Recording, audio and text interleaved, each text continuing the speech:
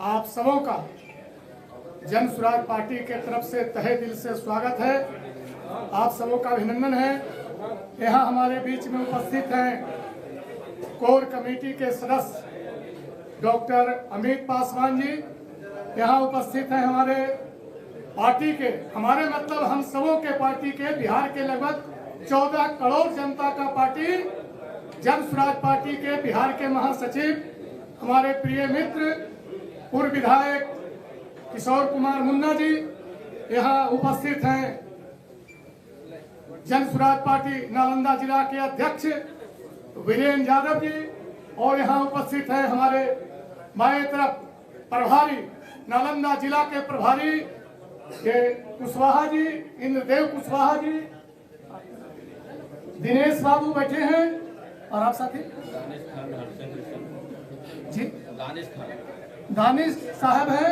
आप सबों का पार्टी की ओर से तहे दिल से स्वागत है और बिना समय बर्बाद किए हम लोग चाहते हैं कि सीधा जिनका सुनने के लिए पूरा बिहार व्याकुल रहता है, आप सभी लोग इतनी भारी तादाद में इकट्ठे हुए हैं, पूरा कुर्सी भर करके ओवर हो गया। आप सुनना चाहते हैं सभी लोग प्रशांत किशोर जी को। मैं सीधा उनसे आग्रह करूंगा कि आप जिस बात को जनता को मैसेज देना चाहते हैं, ज्ञान की धरती नालंदा से, यहाँ ज्ञान का धरती नालंदा का मुख्यालय बिहार शरीफ है, यहाँ से जो आप उद्घोष करेंगे ये यहीं से बिहार के मुख्यमंत्री, नकारा मुख्यमंत्री माननीय नीतीश कुमार है, जो 20 साल से कब्जा किए हैं, कुर्सी को कुर्सी बाबू बन गए।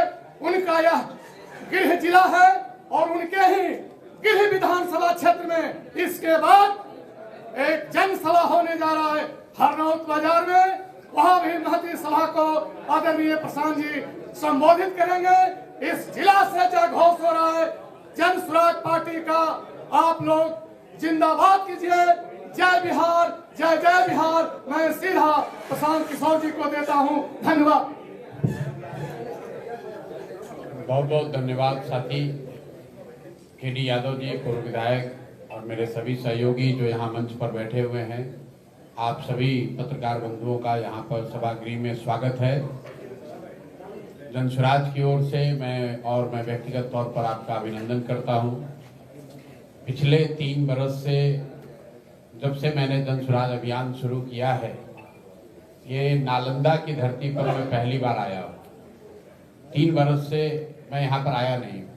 पिछली बार जब हम आए थे यहाँ पर राजगीर में, आप में से कुछ पत्रकार अगर उस समय सक्रिय होंगे तो नीतीश बाबू के साथ ही आए थे। तो आज 3 बरस इस अभियान के शुरू होने के बाद मैं नालंदा आया हूँ, पहली बार आया हूँ। हालांकि इस विचार से, इस प्रयास से जुड़कर बहुत सारे साथी आज नालंदा में जन स्वराज परिवार के हिस्सा हैं और आज इसकी शुरुआत हम लोग, चूँकि मैं नालंदा आ रहा हूँ, मैंने तय किया कि आज नालंदा जाएंगे, तो इसकी शुरुआत एक छोटी सी जनसभा हम लोग आज हरनौत में करेंगे और उसके बाद 11 तारीख से पार्टी का एक बहुत बड़ा अभियान हम लोग जो शुरू करने वाले हैं, उसकी शुरुआत भी नालंदा नीतीश कुमार जी के गांव कल्याण बिगहा से ही मैं करूंगा।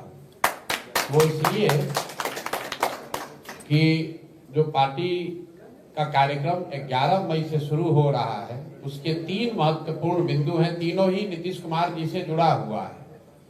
पिछले 3-4 वर्षों में आपने सुना, देखा, चर्चा करी जातीय जनगणना की।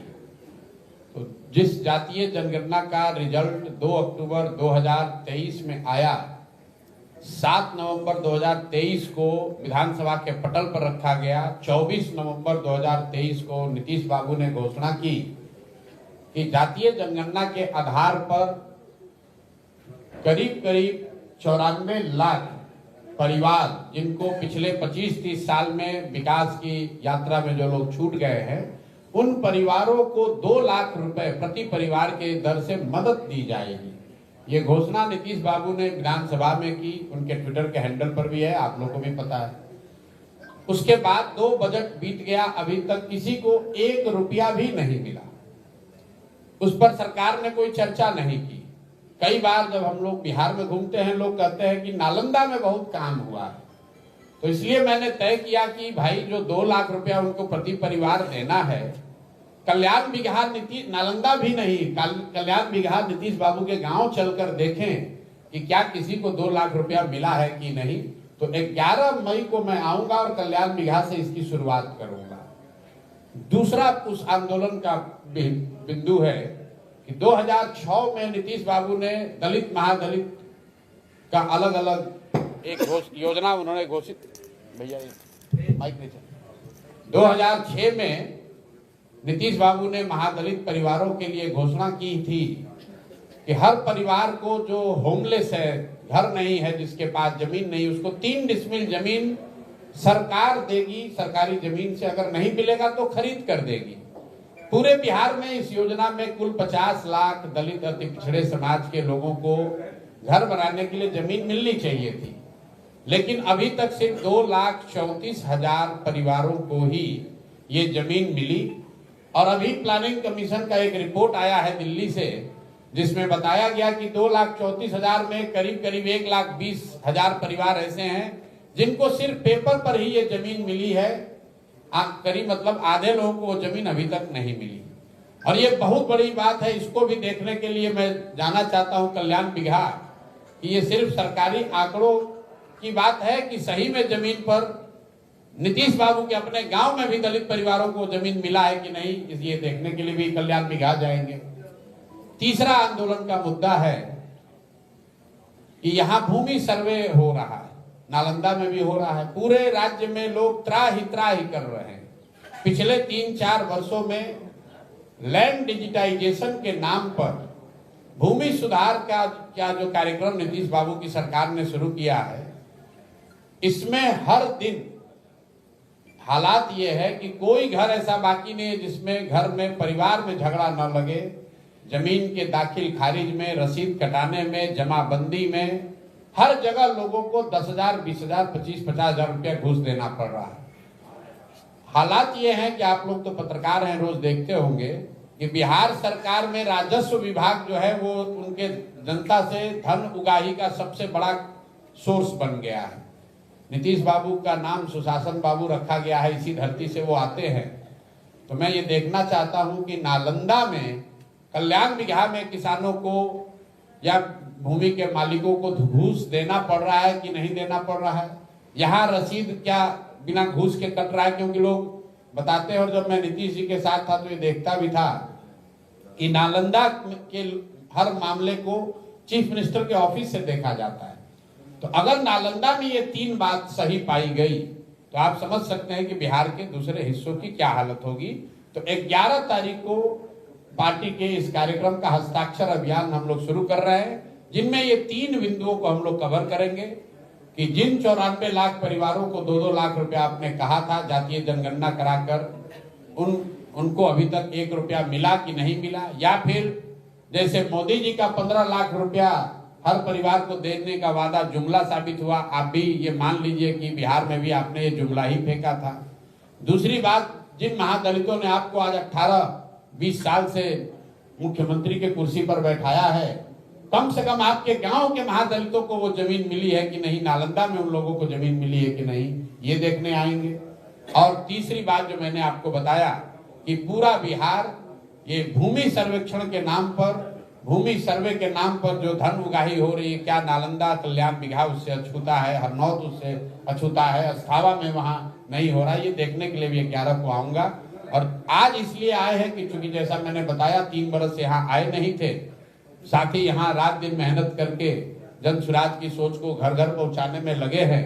तो ये मेरी भी जिम्मेवारी है कि हम आकर अपना कंधा उसमें लगाएं। इसी के तहत हम यहाँ आए हैं। अभी हरनौत में एक छोटी सभा करेंगे, उसके बाद मुझे आगे सिरघाटी जाना है। अब आपके जो सवाल हैं आप सवाल कर सकते हैं। बहुत बहुत धन्यवाद। आपके मित्र हैं अभी बोले कि निकम्मा माने नीतीश कुमार को, तो 2005 के पहले जो सरकार चलती थी और चलाने वाले को क्या संबोधित करेंगे? देखिए, शब्द तो उनके हैं, मैं उस तरह के शब्द प्रयोग के पक्ष में नहीं हूँ।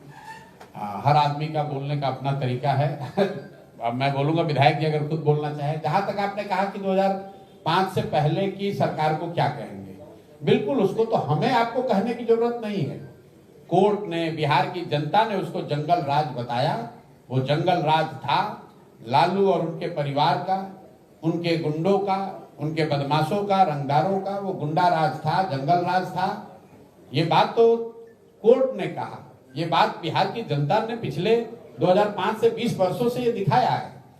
लेकिन वो राज बहुत खराब था, इसलिए अब कम खराब वाला अच्छा है, ये भी बात ठीक नहीं है। नीतीश बाबू ने, जनता ने लालू जी के जंगल राज को नकारा, तभी तो नीतीश जी को मुख्यमंत्री बनाया। और 2005 से लेकर 2015 तक, 14 तक नीतीश बाबू ने अपनी ओर से जो काम किया है उसको जनता ने स्वीकारा भी है, उसको रिवॉर्ड भी दिया है। वैसे मुख्यमंत्री हैं कैसे? यही नीतीश कुमार है जिनको जनता ने 2010 में 117 विधायक बिहार में जिताया था, क्योंकि उन्होंने काम करके कुछ दिखाया था। ये दिखा था कि काम हुआ है।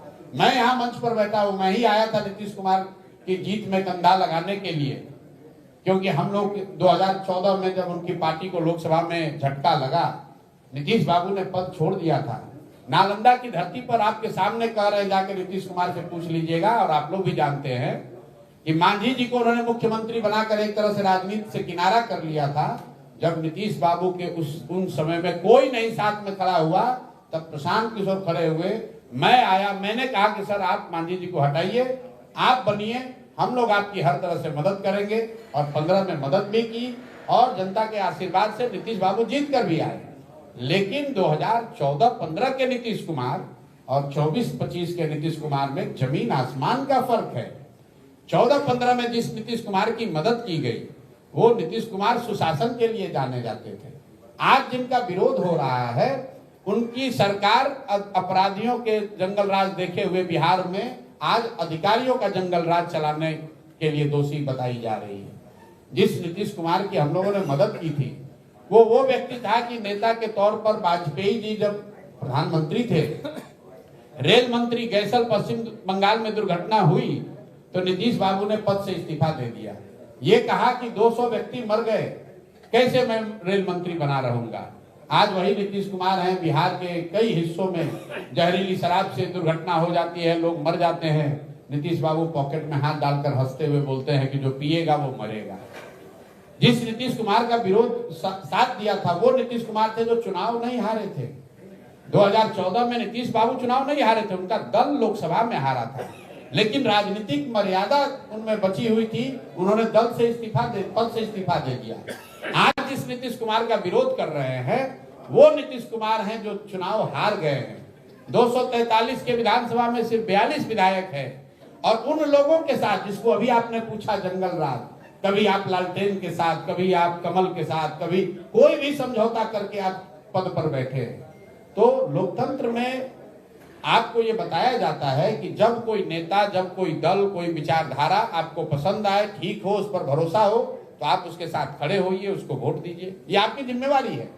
लेकिन वही लोकतंत्र, वही संविधान आपको ये भी बताता है कि अगर वो दल, अगर वो नेता, अगर वो विचारधारा आपके आसान रूप काम नहीं कर रही है, तो नागरिक होने के नाते आपकी जिम्मेवारी है कि उसका विरोध भी कीजिए। इसीलिए तो चुनाव 5 वर्ष पर होता है। नहीं तो एक बार आपने नालंदा में नीतीश कुमार को वोट दे दिया, एक बार बिहार में नीतीश कुमार को वोट दे दिया, फिर चुनाव की जरूरत क्या है? फिर तो जीवन भर वही रहेंगे। 5 वर्ष पर चुनाव इसीलिए तो होता है कि आपने 5 वर्ष में जो वादा किया वो किया पूरा या नहीं किया। जन सुराज पर जनता क्यों विश्वास करे? जन सुराज पर जनता बिल्कुल विश्वास न करे, क्योंकि अगर मुझे मान लीजिए कि कुछ गलत करना है तो मैं कैमरे पर ये थोड़ी कहूंगा कि मैं आपके साथ धोखा करने वाला हूं। तो मैं तो मन से कहता हूं, आप मेरे भाषणों को सुनेंगे तो मैं तो मन से कहता हूं कि आप बिल्कुल प्रशांत किशोर पर भरोसा मत कीजिए, क्योंकि जो पहले के नेता हैं, चुनाव से पहले तो हर आदमी अच्छा ही बोलता है। हम लोग ये नहीं कहते हैं कि आप हम पर भरोसा कीजिए, हमको वोट दीजिए, हम आएंगे, हम सुधार देंगे। हम तो जन सुराज में लोगों को ये बता रहे हैं कि आप अपने बच्चों के लिए सजग होइए, ठीक से वोट दीजिए, जिसको देना है दे दीजिए। अभी हरनौत में भी यही कहेंगे, वोट जिसको देना है दीजिए, लेकिन वोट अपने बच्चों के लिए दीजिए, अपने बच्चों के रोजगार और पढ़ाई के लिए दीजिए। अब लोगों का ये सवाल हो सकता है कि भाई लोगों के बच्चों के पढ़ाई रोजगार देने से क्या होगा? बिल्कुल होगा। लोकतंत्र का यही चीज, यही बीज जो है, यही तो पिछले 3 साल से सिखा रहे हैं। जब लोगों ने बिहार में यहां पर 5 किलो अनाज के लिए वोट दिया है मोदी जी को, तो कितना भी शासन व्यवस्था खराब है, 4 किलो अनाज लोगों को मिल रहा है। आपने हमने मंदिर के लिए वोट दिया तो अयोध्या में मंदिर बना है। आपने हमने बिजली और सड़क के लिए वोट दिया नीतीश कुमार को, तो देखिए बिजली सड़क आई है, बिजली जल रही है। लालू जी के राज में बिजली 10-10 दिन नहीं आता था। जब लोगों ने यहाँ सिलेंडर के लिए मोदी जी को वोट दिया तो सिलेंडर का दाम भले 1000 हो गया हो, लेकिन सिलेंडर घर घर बटा है। लोगों ने जाति के नाम पर वोट दिया तो जाति की बात और जाति की गणना पूरे बिहार में सबसे, देश में सबसे पहले कराई गई है। लोगों ने गुजरात में विकास की कहानी को सुनकर वोट दिया तो गुजरात में कहानी हो रही है, विकास हो रहा है। और नालंदा से, बिहार शरीफ से, पूरे बिहार से बच्चे जाकर गुजरात में नौकरी मजदूरी कर रहे हैं। ये लोकतंत्र का मूल बात है, समझिए। आप वोट किसको देते हैं इसका इतना महत्व नहीं है। महत्व इस बात का है कि वोट किस बात के लिए देते हैं। तो हम लोग ये कह रहे हैं भाई वोट जिसको देना है दो, लेकिन वोट अपने बच्चों के लिए दो, उसके पढ़ाई और रोजगार के लिए दो, तभी सुधार होगा। अशोक चौधरी ने कहा है कि आपके ऊपर मानहानि का मुकदमा करेंगे क्योंकि आपने गलत बयान। अरे भाई ऐसा है ना, ये हमको मानहानि और मुकदमा और FIR से डराने वाला यहाँ कोई अभी पैदा हुआ नहीं है। जिनका आप नाम ले रहे हैं, जितनी बार चाहे उतनी बार मानहानि कर दे, जाके FIR कर ले। ये लोग सरकार में बैठे हुए, आपको प्रशांत किशोर किससे डरने वाला दिखता है? हम कोई बालू माफिया हैं? हम शराब का धंधा करते हैं, किसी सरकारी पद पर हैं, डंके की चोट पर 3 बरस से बिहार में अभियान चला रहे हैं और आपके सामने अभी आए हैं। देख लीजिए, एक हवलदार भी हमारे साथ नहीं है।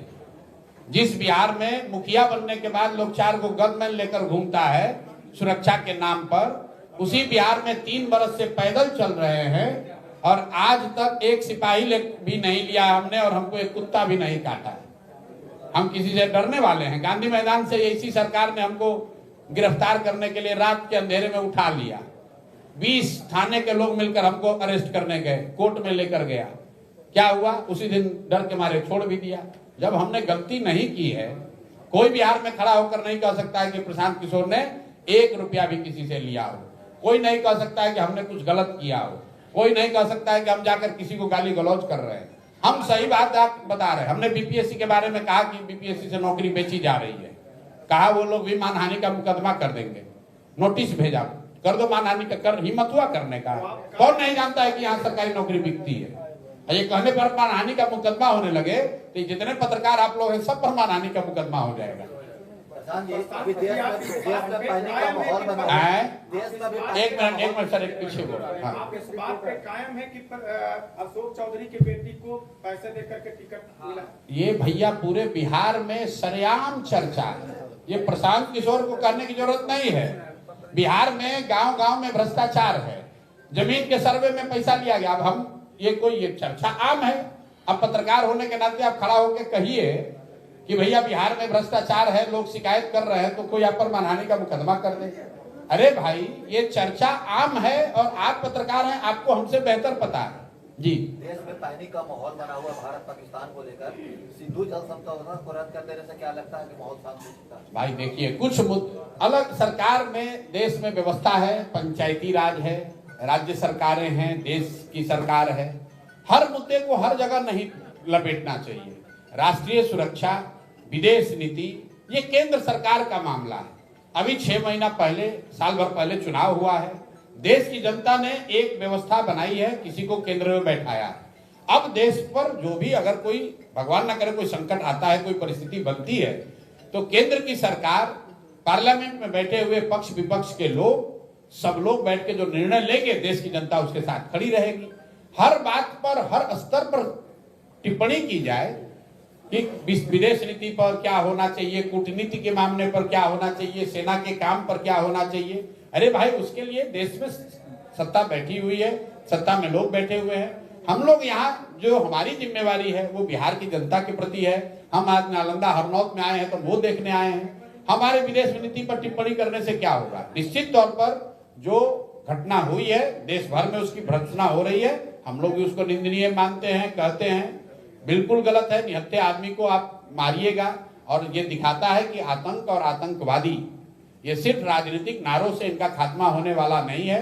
पिछले 2-3 वर्षों से देश में एक माहौल बन रहा था, कुछ बनाने की कोशिश भी की गई थी कि भाई आतंकवादी यहाँ बिल्कुल खत्म हो गए, आतंक खत्म हो गया। लेकिन पहलगांव में हुई घटना ने ये दिखाया कि नहीं, ये अभी मामला खत्म नहीं हुआ है, ये लोग इतना सुधरने वाले नहीं है। और खासकर जिस तरह की व्यवस्था पाकिस्तान में है, वहां पर कहीं ना कहीं वहां से खुराफात होता ही रहेगा। इनको समुचित जवाब मिलना चाहिए। अब जवाब देने का तरीका क्या होगा, उसके लिए हम लोग की सरकार है, देश की जनता सरकार के साथ, पक्ष विपक्ष सबके साथ खड़ा है। इस पर कोई बहुत टिप्पणी बात विवाद का कोई वजह है नहीं। सर, क्या भविष्य में किसी दूसरे पार्टी के साथ हैं? नीतीश कुमार के करीबी थे तो उनसे दूर, नीतीश कुमार से जितने करीबी हम पहले थे उतने ही करीबी आज भी हैं। लेकिन मैंने आपको पहले बताया कि 14-15 में नीतीश कुमार जो बिहार को सुधारने के प्रयास में लगे थे, और ऐसा हम लोग को बिहार के होने के नाते दिख रहा था कि बिहार में सुधार हो रहा है, तो उनकी मदद कर रहे थे। आज लग रहा है कि नीतीश बाबू की वो हालत नहीं है, शारीरिक मानसिक तौर पर भी वो इस तरह से अब नहीं दिख रहे हैं कि वो बिहार का नेतृत्व कर सकें।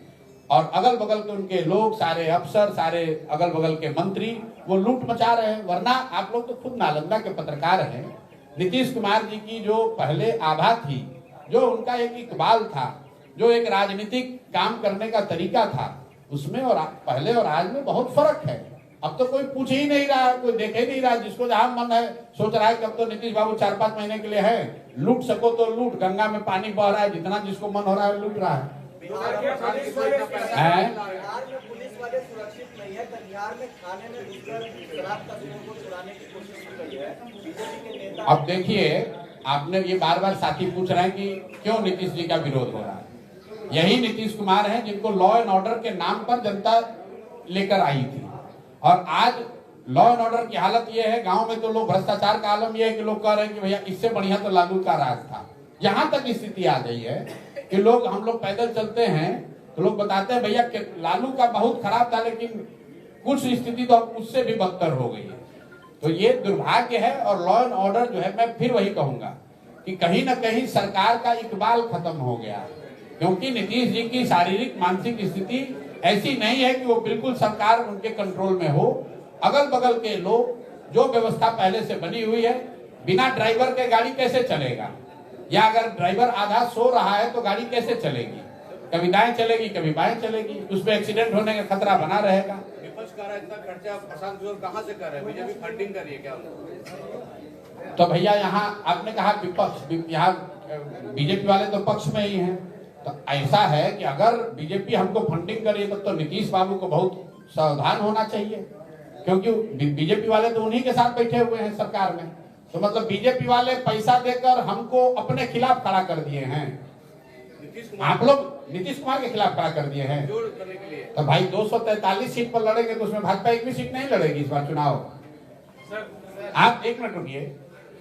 इन्होंने कहा कि भाजपा वाले इनको फंडिंग दे रहे हैं, तो भाजपा वाले तो हम सब आज तक के लोग यही बताता है कि बड़ा समझदार लोग हैं राजनीतिक तौर पर। इतना समझदार हो गया कि अपना पैसा देकर अपने कैंडिडेट के खिलाफ प्रशांत किशोर को खड़ा कराएगा। हम कोई चिराग पासवान की तरह ये नहीं न कह रहे हैं कि हम खाली जदयू के खिलाफ लड़ेंगे।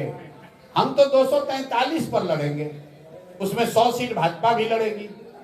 तो वो 100 सीट पर भाजपा चुनाव हारना चाहती है। और इतना तो आप लोग मान रहे हैं ना कि भाई, जो मेरा सबसे भारी आलोचक भी होगा, कि अगर जनसुराज का कोई उम्मीदवार खड़ा हो गया समीकरण के हिसाब से, जिस समीकरण की लोग यहाँ बिहार में बात करते हैं, तो जिसके खिलाफ वो समीकरण गया वो तो हरबे करेगा। 5-7 हजार 10,000 वोट भी अगर जनसुराज के कैंडिडेट ने ले लिया तो समीकरण वाला तो चुनाव हार ही जाएंगे लोग। लेकिन लोग चिंता में है कि सर आप करोड़ों की गाड़ियों में शौचालय जाते हैं, इतना पैसा प्रशांत किशोर लाता कहाँ से? ठीक बात है, करोड़। पहली बात तो भाई, जो जिसकी गाड़ी है उनका नाम उदय सिंह है, उन्होंने कैमरे पर यूट्यूबर को ही एक बताया, ज्ञानेश्वर जी को आपने देखा भी होगा, कि जो भी आदमी खरीदना चाहता है गाड़ी 9 लाख रुपया में उपलब्ध है। अभी थाने में बंद है, नीतीश कुमार की सरकार ने उस गाड़ी को जब्त किया हुआ है, वो भी कोर्ट से कल रिलीज का ऑर्डर हो गया। करोड़ों की गाड़ी, नीतीश बाबू यहाँ आते हैं किस चीज पर आते हैं? पैदल आते हैं। तेजस्वी बाबू, सुनिए ना, तेजस्वी बाबू जिस रथ पर चलते हैं उसका दाम पता है? दाम पता है? कभी पूछे हो? नहीं पूछे है ना। हमसे पूछ रहे हैं कि प्रशांत किशोर के पास पैसा कहाँ से आता है। बिल्कुल बताते हैं कहाँ से आता है। हम तो एमएलए नहीं ना है, एमपी नहीं ना है, बिहार सरकार में मंत्री, केंद्र सरकार में मंत्री नहीं है, बिहार में मेरा कोई उद्योग धंधा बिजनेस व्यापार नहीं है, बाबूजी हमारे टाटा बिरला नहीं थे, नेता मंत्री नहीं थे, तो वहां से तो पैसा नहीं आता है। पैसा आता है 1 लाख बार बताया सरस्वती से। हिंदू धर्म को मानते हैं? हिंदू है तो उसमें बताया जाता है कि बेटा पढ़ो, सरस्वती की कृपा होगी तो लक्ष्मी अपने आप आएंगे, ठीक है ना। तो जिस नालंदा के बेटा को आप लोगों ने, बिहार की जनता ने राजा बनाया है, उनका जब गाड़ी फंसा तो इसी प्रशांत किशोर से आए सलाह मांगने। तो जिसको सरस्वती की कृपा है उसको लक्ष्मी की कमी हो नहीं सकती। हम नहीं बता रहे, ये सनातन धर्म बताता है, शाश्वत सत्य है ये। तो हम लोग सरस्वती के उपासक हैं, पढ़ा लिखा व्यक्ति है, अपनी बुद्धि से, अपनी ताकत से, अपनी पराक्रम परिश्रम से जिसको सलाह दिया, जिसको मदद की, देश में इतने लोगों को मदद की है, अब उनसे कह रहे भाई हमको मदद करो। क्यों करो? इसलिए करो कि ताकि बिहार का गरीब से गरीब व्यक्ति भी अगर चुनाव लड़ना चाहता है तो उसको किसी बालू माफिया, शराब माफिया से पैसा न लेना पड़े। आपका एजेंडा क्या होगा? आपका एजेंडा क्या होगा? एजेंडा है बिहार का सुधार, एजेंडा है बिहार में शिक्षा और रोजगार, एजेंडा है पलायन पर रोक।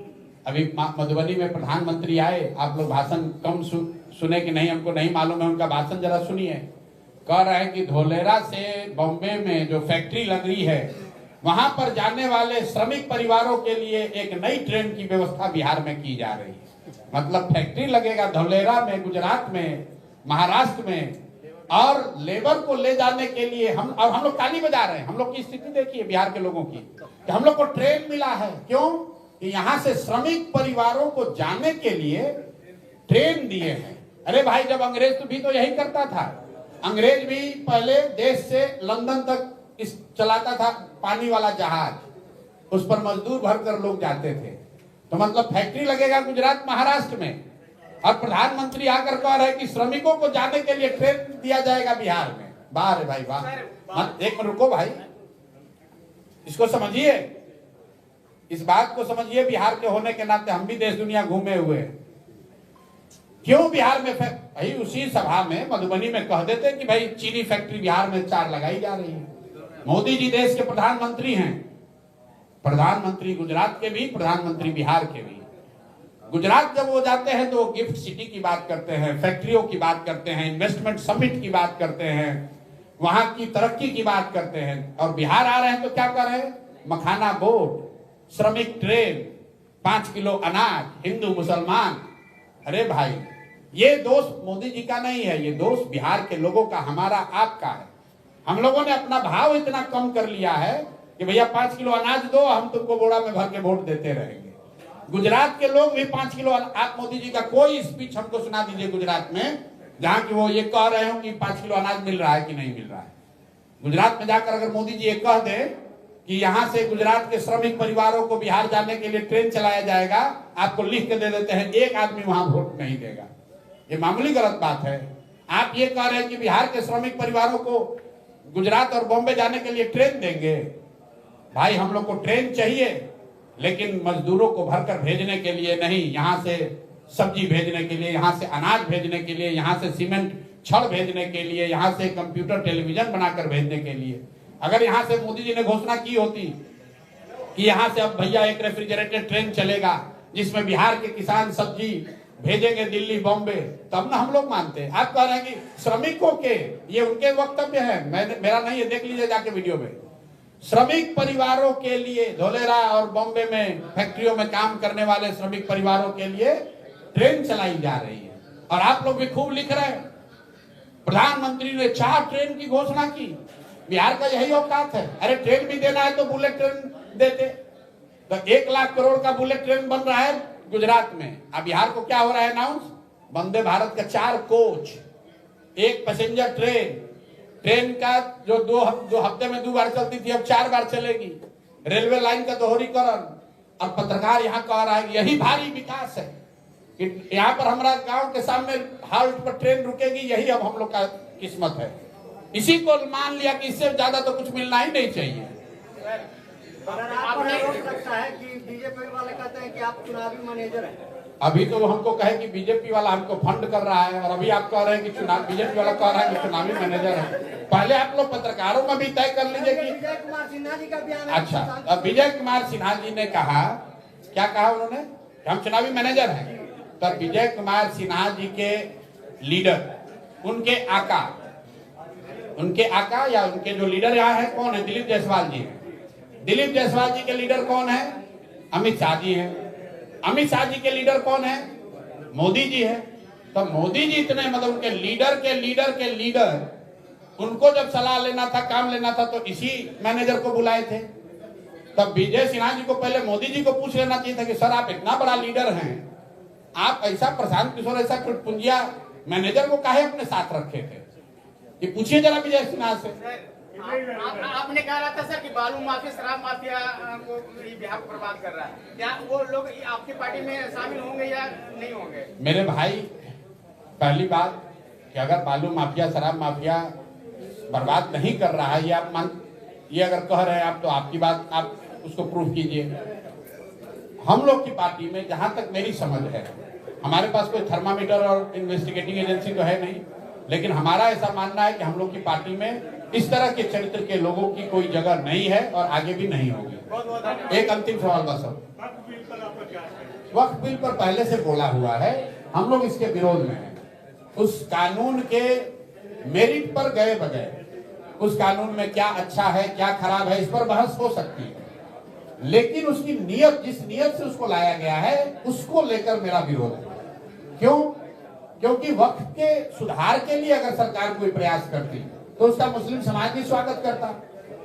वक्फ के सुधार के लिए सरकार का प्रयास नहीं है, उनका तो सिर्फ ये प्रयास है कि कोई एक ऐसा मुद्दा लाओ जिससे हिंदू मुसलमान का मुद्दा बना रहे। मैं आपको उदाहरण देके बताता हूँ। सीए एनआरसी लाया गया, ये बताया गया, और कई पत्रकार बंधु समाज के वर्ग कहे कि सीए एनआरसी इसलिए लाया गया है कि देश से जो घुसपैठिए हैं, मुस्लिम घुसपैठिए, उनको हटाया जाएगा। फिर बताया गया कि नहीं, इसके साथ साथ जो हिंदू शरणार्थी हैं अफगानिस्तान से, पाकिस्तान, बांग्लादेश से, उनको लाकर यहाँ नागरिकता दी जाएगी। कुछ लोगों ने विरोध किया, हमने विरोध किया था, बहुत सारे लोगों ने उसका समर्थन किया। आज देश में वो कानून है। आप लोग जरा बीजेपी वालों से पूछिए, अरे भाई हिंदू शरणार्थियों को तुम मदद करने वाले थे, सीए एनआरसी आने के बाद कितने हिंदुओं को अफगानिस्तान से, बांग्लादेश से, पाकिस्तान से लाकर सीए एनआरसी में नागरिकता दी गई है? क्या आपने प्रधानमंत्री या अमित शाह जी के मुंह से ये चर्चा सुनी? क्या यहाँ के जो उप मुख्यमंत्री दूदू को बैठा हुआ कभी बोला ये बात? भाई सीए एनआरसी किसी हिंदू की मदद के लिए नहीं लाया गया था, वो बंगाल में चुनाव को पोलराइज करके जो बांग्लादेश से आए हुए हिंदू 1.5 करोड़ हैं, उनका वोट लेने का एक सगुफा था, हिंदू मुसलमान को आपस में लड़ाने का तरीका था।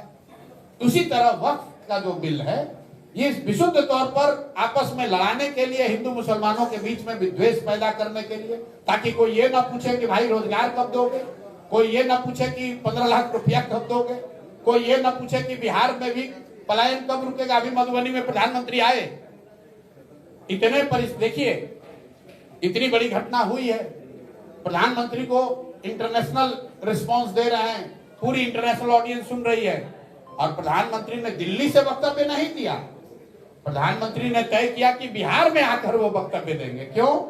क्योंकि चुनाव बिहार में है। भाई वक्तव्य जरूरी है, उसकी महत्ता जरूरी है, वक्तव्य में क्या कहा जा रहा है ये जरूरी है कि वो मधुबनी से कहा जा रहा है कि दिल्ली से कहा जा रहा है ये जरूरी है। होना तो ये चाहिए कि दिल्ली से प्रधानमंत्री ने घोषणा की होती कि भाई हम लोग क्या करने वाले हैं, लेकिन वो आकर कहेंगे मधुबनी से। क्यों? क्योंकि बिहार में चुनाव है। उसी दिन कानपुर का प्रोग्राम प्रधानमंत्री ने कैंसिल किया है, लेकिन मधुबनी में आएंगे। मधुबनी में आए, स्वागत है। बिहार की गरीब जनता को कुछ दिया या नहीं दिया, आपके हमारे पैसा से लोगों को बुलाकर, भीड़ जुटाकर, और हम लोग को बता रहे हैं कि बिहार के श्रमिकों के परिवार के बच्चों को गुजरात और महाराष्ट्र जाने के लिए ट्रेन दिया जा रहा है। इस बात का विरोध हो रहा है।